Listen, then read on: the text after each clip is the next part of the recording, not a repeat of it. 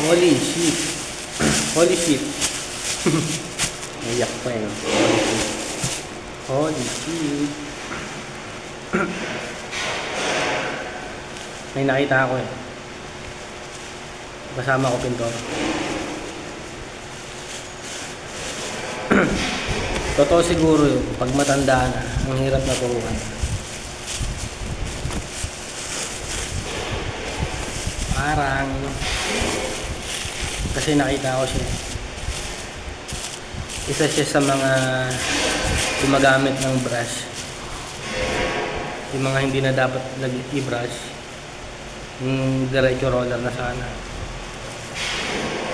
Baby roller. Ginagamitan niya pa ng brush. Kaya pala nagbabakat-bakat. Gumuguhit kasi yun.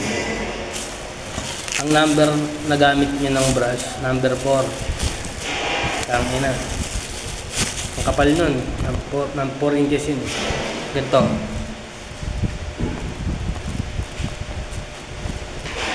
Gantong brush. Gantong brush gamit niya. Pang cutting. Akala niya siguro nicho yung pinapahiran niya. Isa rin pala siya sa mga pumapahid ng guhit-guhit. Lupit ng pahid niya eh. Bilis eh. Cookie ng gina eh. Ano ka? Magic? Si ano? Harry Potter? Isang pahid niya kanina, ganun-ganun. Pasiwas eh. Cookie ng gina eh. Kala niya yung pinapahiran niya, nicho eh. Hindi niya alam, bahay ng mayaman. Ito na tumambing. Wala na nga eh. Kunti na nga lang, matatapong pa eh.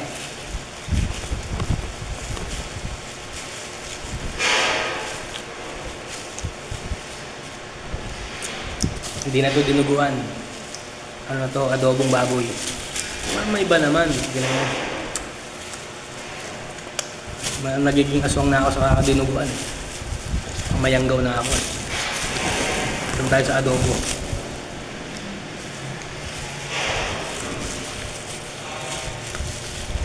So, kaya nakakabili ng ano, kaning iting. Kaning iting. Pag kumain ka, di ka na makaka-uwi. Di ka makaka-uwi sa inyo. May amag pala. No? Kaya pag iting. Nagutom na ako.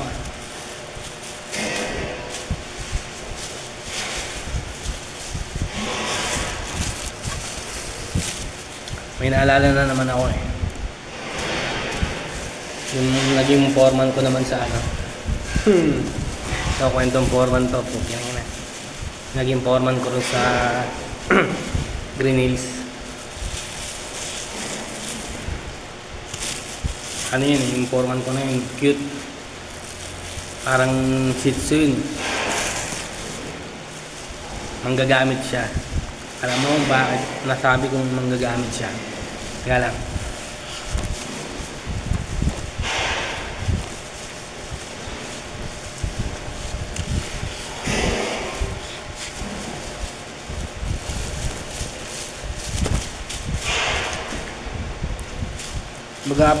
Mag-a-apply ako sa kanila. Eh ako lang mag-isa. Wala yung mga kasabay ko. Sabi niya, bukas na yan, walang kasabay.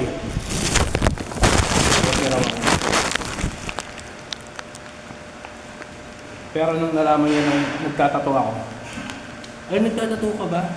Sige, pasok ka na. Ang check yung buret eh. Pasok agad.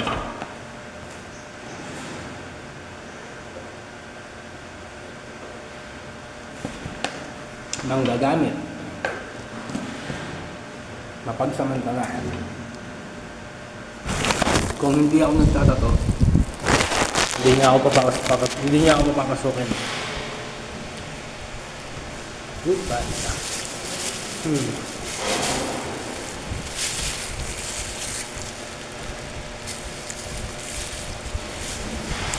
Tapos, nagpatato siya sa akin. Binibigyan ko na lang ng mababa. Siyempre, kumbaga pakisama lang.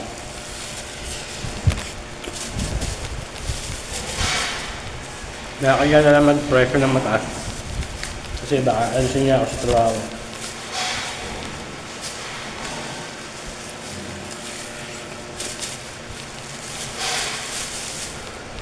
Kabilaan.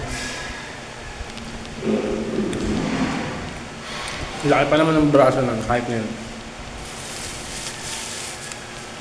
Parang pinaghalong Shih Tzu tsaka mga pitbull. Yung muscle nun. Galing braso niya. Kabilaan yun. Mababa lang bayad niya. Wala pang 5,000. Tino Gibbs pa. Cooking na. Ginawa kong Bombay. 2 Gibbs. Half sleeve.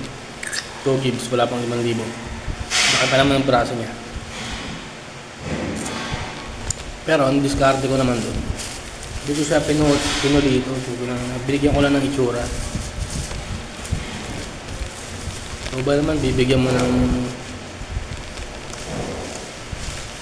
100% mo yun, kuripot na, kupal pa.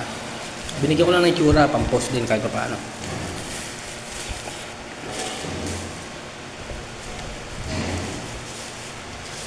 Saka ano yun, formanan lang. Ginagawa kasi namin doon, mall. Hindi marunong yung tangan.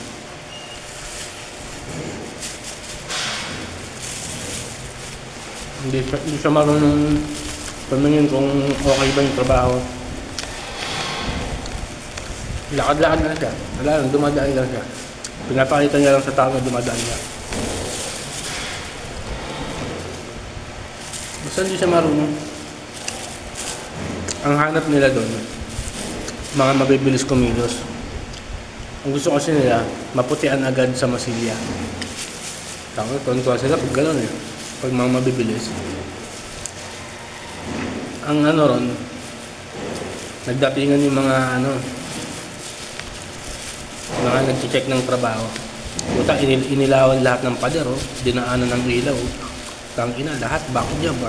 Batak uli Yun ang mga sinasabi na madalian finish, puta, stop finish pala.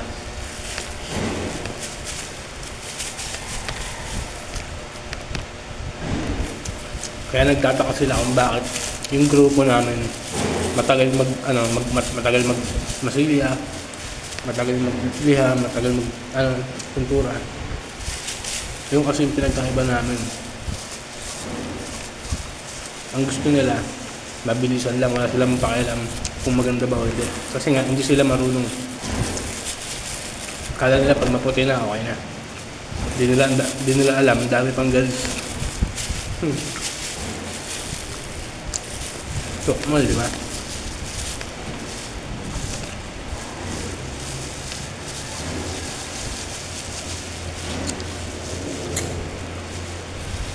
Di ko na malala ibang foreman ko Mga ibang foreman ko na cute din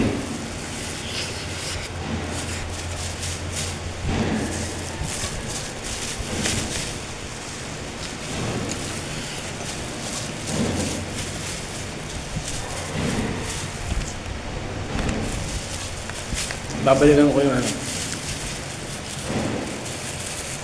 kwento dun sa isang kasama ko ng Maramdana. Nagpapahid ng brush. Bilis.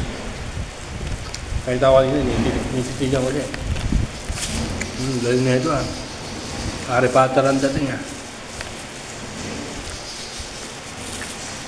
Kaso nga lang walang magic.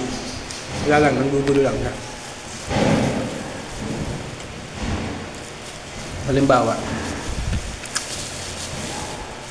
Halimbawa lang na ako yung magiging foreman sa trabaho. Titignan ko yung trabaho isa-isa.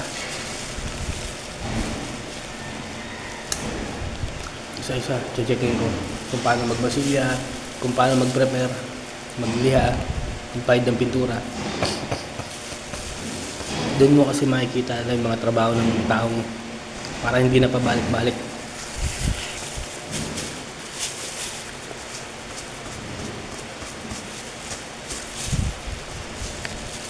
Ibang foreman kasi okay na. Kalakad-lakad lang.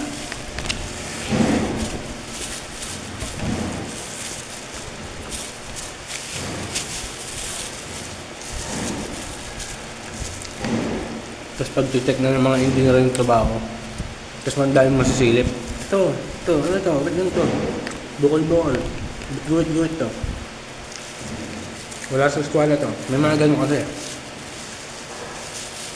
Kaya dapat, laging sinacheck din ng foreman yung mga gawa ng tao niya. Lalo na kung hindi niya kilala. Hindi niya alam yung trabaho. Yung tamang baby roller na lang gagamitan mo pa ng brush.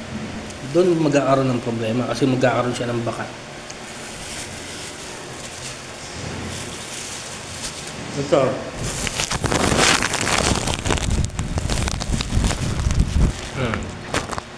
Ayun. Mga ganyang sulok. Baby roller na lang ginagamit yan. Hindi na ginagamitan ng brush. Kasi pag pinahiram mo yun ng brush, lalo na pag flat latex, babakat yan. Okay lang. Samid pa. Dali-dali. Samid to eh. Masakit na na. Yung kaya nga niya.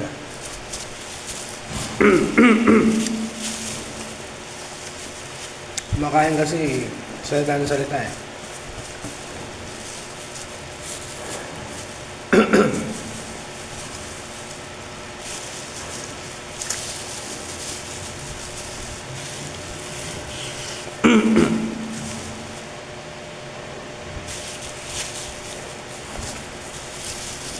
Ako. Wala na makaisip eh. Nilisip ko yung mga tikwento ang mga susunod na.